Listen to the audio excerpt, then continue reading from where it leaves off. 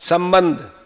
उस ज्ञानी भक्त की दुर्लभता बतलाने के लिए भगवान कहते हैं, बहूनाम जन्मनाम अन्ते ज्ञानवान माम प्रपद्यते वासुदेवः सर्वमिति स महात्मा सुदुर्लभ। बहुत जन्मों के अंत के जन्म में तत्व ज्ञान को प्राप्त पुरुष सब कुछ वासुदेव ही है, इस प्रकार मुझको बसता है, वह महात्मा अत्यंत दुर्लभ है। प्रश्न, यहाँ बहुनाम जन्मनाम अन्ते का क्या अभिप्राय है? उत्तर, जिस जन्म में मनुष्य भगवान का ज्ञानी भक्त बन जाए वही उसके बहुत से जन्मों के अंत का जन्म है, क्योंकि भगवान को इस प्रकार तत्व से जान लेने के पश्चात उसका पुनः जन्म नहीं होता, वही उसका अंतिम जन्म होता है। प्रश्न, यदि ये अर्थ मान लिया जाए कि बहुत जन्मों तक सकाम भाव से भगवान की भक्ति करते करते करते उसके बाद मनुष्य भगवान का एकांतिक ज्ञानी भक्त होता है, तो क्या हानि है? उत्तर, ऐसा मान लेने से भगवान के अर्थार्थी आर्त और जिज्ञासु भक्तों के बहुत से जन्म अनिवार्य हो जाते हैं, परंतु भगवान ने स्थान स्थान पर अपने सभी प्रकार के भक्तों को अपनी प्राप्ति का होना बतलाया है। 7वां अध्याय का 23, 9वें अध्याय का 25, और वहां कहीं भी बहुत जन्मों की शर्त नहीं डाली।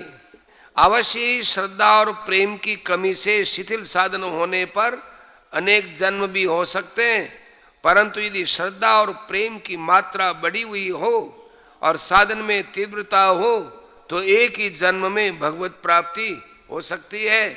इसमें काल का नियम नहीं है। प्रश्न, यहाँ ज्ञानवान शब्द का प्रयोग किसके लिए हुआ है? उत्तर, भगवान ने इसी अध्याय के दूसरे श्लोक में विज्ञान सहित जिस ज्ञान के जानने की प्रशंसा की थी, जिस प्रेमी भक्त ने उस विज्ञान सहित ज्ञान को प्राप्त कर लिया है, तथा तीसरे श्लोक में जिसके लिए कहा गया है कि कोई एक ही मुझे तत्व से जानता है, उसके लिए यहाँ ज्ञानवान शब्द का प्रयोग हुआ है। इसलिए 18वें श्लोक में भगवान ने उसको अपना स्वरूप बतलाया है। प्रश्न, सब कुछ वासुदेव ही है, इस प्रकार भगवान का भजन करना क्या है? उत्तर, संपूर्ण जगत भगवान वासुदेव का ही स्वरूप है। वासुदेव के सिवा और कुछ है ही नहीं। इस तत्व का प्रत्यक्ष और अटल अनुभव हो जाना और उसी में नित्य स्थित रहना, यही सब कुछ वासुदेव है। इस प्रकार से भगवान का भजन करना है। प्रश्न, वह महात्मा अत्यंत दुर्लभ है, इस कथन का क्या अभिप्राय है? उत्तर, इसका ये अभिप्राय है कि जगत में प्रथम तो लोगों की भजन की और रुचि नहीं होती। हजारों में किसी की कुछ होती है तो वह अपने स्वभाव के वश शिथिल प्रयत्न होकर भजन छोड़ बैठता है।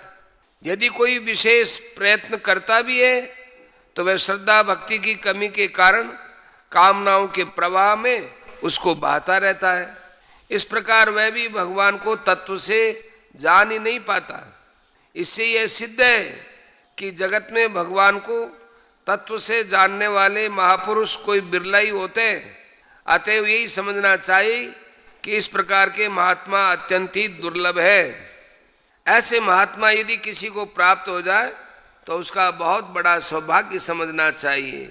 देवर्षि नारद ने कहा है, महत् संगस्तु दुर्लभो अगम्यो अमोघश्च। महापुरुषों का संग दुर्लभ, अगम्य और अमोघ है।